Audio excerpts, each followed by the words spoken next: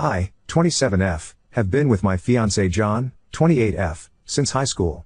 We dated and broke up because his mother Debbie, 53F, convinced him we were too young to be in love. We broke up and went to college. During my sophomore year we started talking on socials again. He apologized and said he missed me. We got back together. Cue the waterworks. Debbie literally cried the first time she saw we were back together and told John that I have done witchcraft on him. I've always respected Debbie out of respect for my mother and upbringing. I was not raised to go back and forth with my elders, but she definitely abuses that. Since John and I decided to get back together, she has tried to hook him up with women from her church, her job, and even asks her friends for their daughters to give it a shot. John denies all of them and Debbie says that I'm controlling. John has told her to stop, but not in a way I feel she gets the point. Anyway, 3 months ago John proposed. Deb didn't come to the engagement party. Cool. She didn't come to the family dinner we had so both sides could meet. Cool. John's dad came and apologized for his ex's behavior. He left her when John graduated HS. I told him don't worry about it. The problems really began when John decided to confront his mother about how she's behaving toward our whole engagement. This turned on the light bulb in his brain, as he's always tried to ignore it and tell me to ignore her. She gave him a sob story about how she got pregnant with him before marriage and never really got to have a wedding, and this is triggering her. She had a shotgun wedding at the courthouse. He asked her what she needed to feel comfortable and she responded that if she wore white and I wore a soft pink or lavender she would feel comfortable. My fiancé, for some reason though this was a fair compromise. He also said, not asked, that his mom Cal D walked me down the aisle so she can get her moment in her dress. I told him absolutely not, and we got into an argument about it. I told him that it's insane that he would argue with me to defend his mom's honor but wouldn't do the same the other way around. He accused me of being petty and selfish. It was bad. We both have agreed to cool off, but by how heated it got I could tell we both almost agreed to call it off. Now we're in a weird space and I love John, but now see how much he lets her impact our life. I just imagine her sitting at home with this evil grin knowing she's ruining my relationship with John and he's just putty in her hands. I think I should just call off the wedding. Update 1. Hey everyone, not sure if this is the update everyone wanted, but this is what happened since my last post. 1. I laid out a couple of talking points that I couldn't articulate over the rage. 2. I met up with John after work at home. I was at the gym letting off steam. 3. We spoke on everything and made plans to speak to his mother. John came home remorseful. He told me he was anxious about it and brought it up to a coworker/friend about how I don't want to comprise. Apparently his friend, God bless his soul, went off on him about him being cringy. This angered me. So when I say it's a problem but another man tells you and now you see the other side. I brought up my talking points, him being easily being manipulated. This was also proved when I said he would listen to whatever another man said before his partner. Even though his friend agreed with me, it hurt that he didn't listen to me. His mom going out of her way to break us up with this silly request. He was way more open to this theory now, knowing how cringe he looks even telling this situation to someone else. I compared it to a father removing a bride's wedding garter. He got the point. Him agreeing to his mom's crazy request before even talking to me. He claimed he didn't. That he told her he'll see how I feel about it and just brought it up to me. I asked why did he not see that his mother walking down the aisle on his wedding day was extremely creepy? He said it's just a dress in his eyes. He just didn't want his mom to miss the wedding. I told him there will be no wedding if he doesn't straighten up. He said he understood. Me showing him how blatantly obvious it was she hates me. She didn't even ask to wear white alongside me, which is still weird, but that I don't wear white at all as if I'm some impure whore. Thanks Reddit, because I wasn't even thinking of that one. He said he didn't see it that way, he just knew she hasn't been showing up because she said seeing me in white hurts her. So I said, do you not hear your own mom saying she wants to be the bride herself? That she can't stand it being me? It finally looked like a ding went off in his head. Me asking him what role would she play in our wedding, childbirth, Mother's Day and everything to come? Would I always come second place? He assured me I wouldn't, and he realizes how bad he fucked up. He was just trying to keep the peace. I asked by always making her happy and making me miserable? I refused to live my life this way. He agreed and said he was sorry and that he wouldn't want me to be miserable. We have no children yet, but we created a plan on how to deal with any big milestone. She won't be there for anything unless I'm comfortable with it. And I won't be unless she does a 180. I asked what did his mom say to change his mind, and you all guessed it. She cried. She cried about how her baby was getting taken away from her. How she never got her wedding. How his dad left her and she was alone and had no one else. That she felt sick and just wanted to experience a real wedding before she dies. She is perfectly healthy unless there's something she hasn't told us. Elle just told him if that was enough to manipulate him, what's to say he won't turn on me again? He said his friend and dad talked say into him about how he was going to lose me. I told him today was the last straw for me. He had to do 4 things to keep me engaged to him if he even cared to. 1. Go LC with his mom and do not let her make any decisions on our wedding. Which will be postponed another year to see if he actually sticks to his word. 2. He has to go to counseling. Individually and couples counseling. 3. He has to speak to his mom with me present about her behavior toward me because every time he goes by himself he comes back with a reason why he left it alone.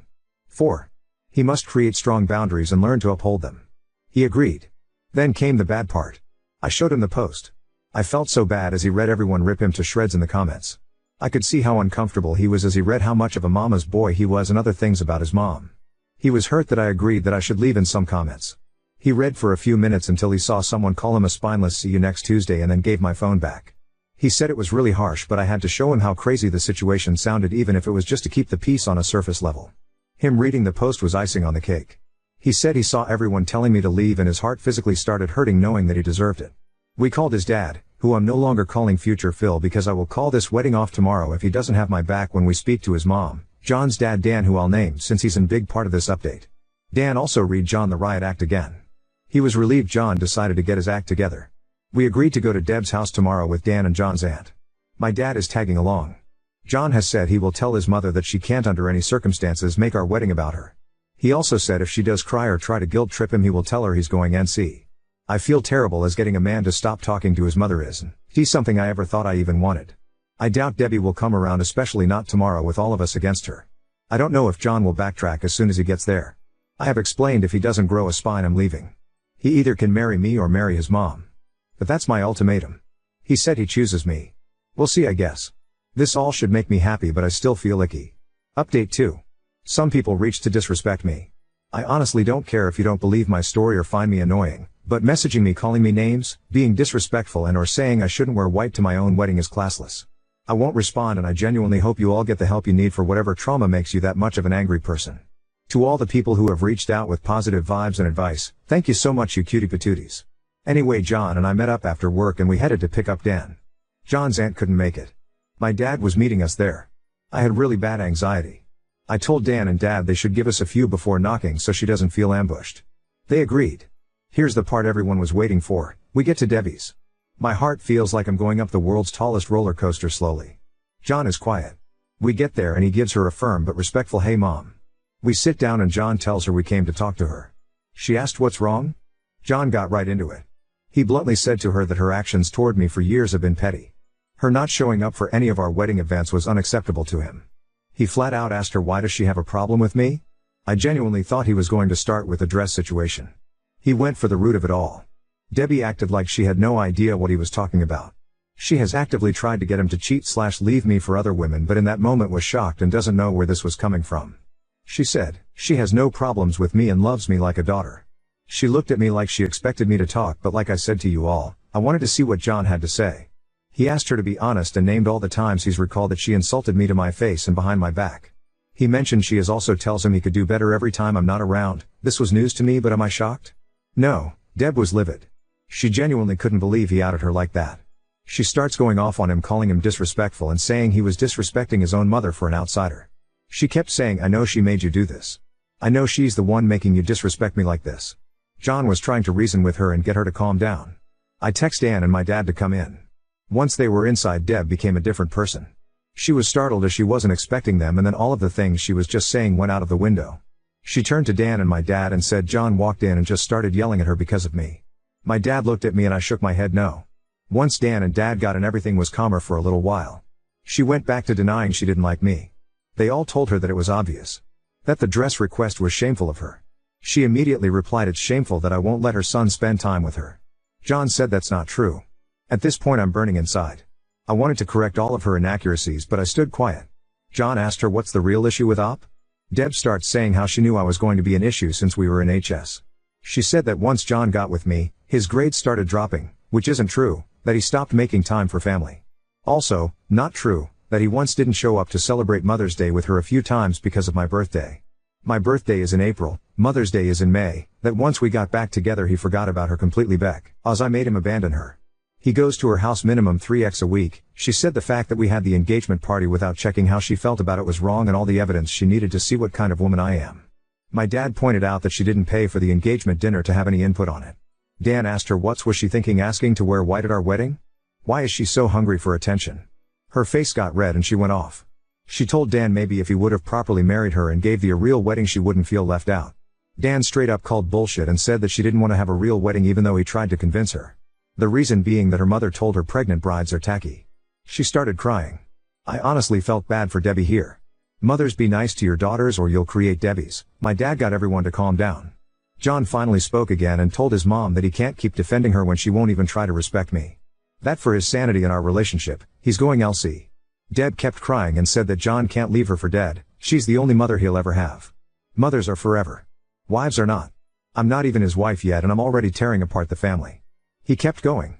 He told her that we are going to get married. She can't respect me or stop crossing boundaries, she'll get cut off completely. That his visits are dropping down to 1 every 2 weeks and that she needs to call less.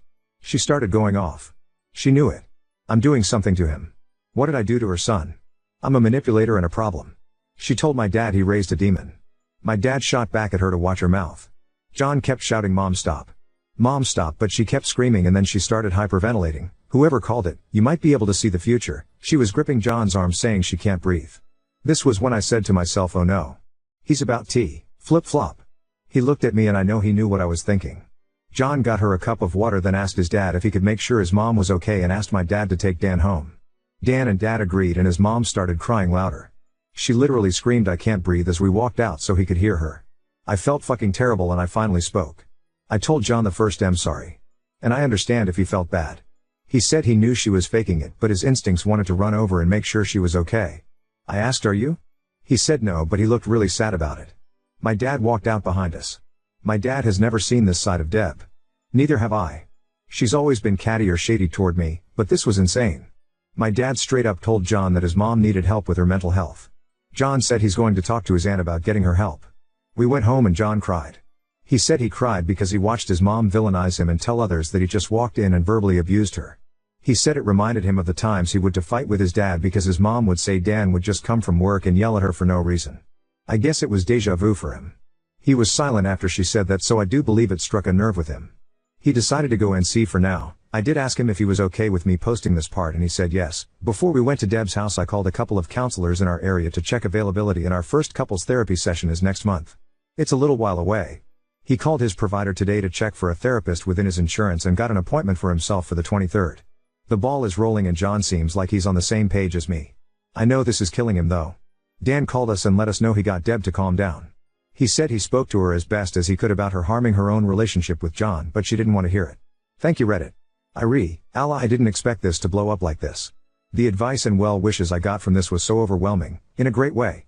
While I should be happy, something about it all just makes me feel down. I hope that Debbie gets better and we can one day have her in our lives. Something about that comment about her mother made me hurt for little Debbie.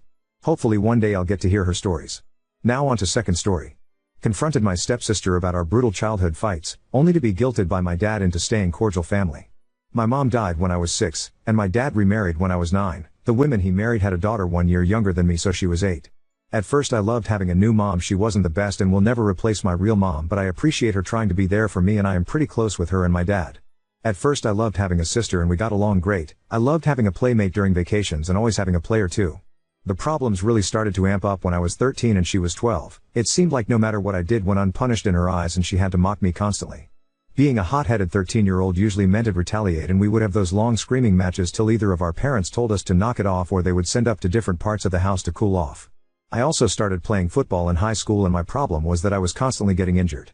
In 8 years, 11 to 18, I broke my arm, pinky, wrist, got 2 concussions, tore my ACL, sprained my MCL and dislocated my shoulder. On top of all that I was kinda chubby. I don't wanna say I was fat. I was about 180 to 210 from the ages of 14 to 18 at 6'2". She used to make fun of me for my injuries and my weight, which were very touchy subjects for me. Her favorite insult was "you fat cripple loser." Or maybe if you lost some weight you wouldn't get injured so often. Back then those insults really pissed me off, but I kept trying to be the older brother and just told her to shut up, fight back or storm off. She also loved to embarrass me when friends were over by bringing up dumb stuff I did when I was like 9 or 10. My friends are great people but we tease each other a lot and would usually remember anything embarrassing we did and bring it up later. So whatever she said to them would always get back. I did talk with her if she could just shut up when I have my friends over, and she basically told me to F off and that it's her house too. At this point in my life, 16 I am super pissed at how shitty she has treated me over the years. I know I caused some and usually fought back when she got snippy and bratty at me, but to me she started more fights than I did. I did try to talk to my dad and stepmom about the way me and her treat each other and they basically said it's normal sibling rivalry. Her antics got a lot worse and her words got more and more mean-filled and vile, which meant I would retaliate with just as mean and vile-filled insults. I will not sit here and say I wasn't just as mean to her as she was to me. I used to bully her relentlessly for these hair buns she would wear from 13 to 14. If you want a picture, just look up the buns Leia wore from Star Wars. I also told her plenty of times that I hate her and don't consider her family. I have apologized so much for those two cause I do feel bad. Even though she hasn't apologized, I know she feels bad too. I bet there were some other moments, but they didn't happen to me, so I probably forgot them. I moved out when I was 18 without ever sending her a text message goodbye or even telling her I was moving out. The past 5 years of unpleasantness between us made me happy that I didn't have to see her. A year later she moves out and I still resented her for how we treated each other. We go almost 2 years without speaking other than on holidays, and it's really only dry stuff, nothing big. I am now 21 and she's 20, and I got a text the other night asking why we aren't close like we were when we were kids. I basically said I don't care to get along with you or get close because of how we treated each other as kids. She told me to grow up, and not even an hour later I get a call from my dad asking why I have so much hate for my sister years since we have lived together. I told him he'll be cordial and won't cut her out of my life, but I don't need or want to be close with her. How do I go about telling her that I don't want us to be close yet, until we both want to be close, but leaving the door open for her not to resent me, and we can still love each other? Edit. I would like to point out that I was just as mean to my stepsister. I don't have examples cause it's been 5 years and didn't stick with me like hers did, but our fighting growing up did go both ways. Edit 2: Some people have said that I shouldn't cut her out of my life, and I agree with that. I love her and want to be there for her, but I don't like her enough to be close with her. Edit 3: I added more to the story of how I was shitty to her too. Update 1. After our text convo that led to my dad calling me asking what's wrong between us, I texted her about a meet-up at my place. This was the first time we actually met/hung out outside of a family gathering. Before she came over, that realization gave me a new look on our relationship.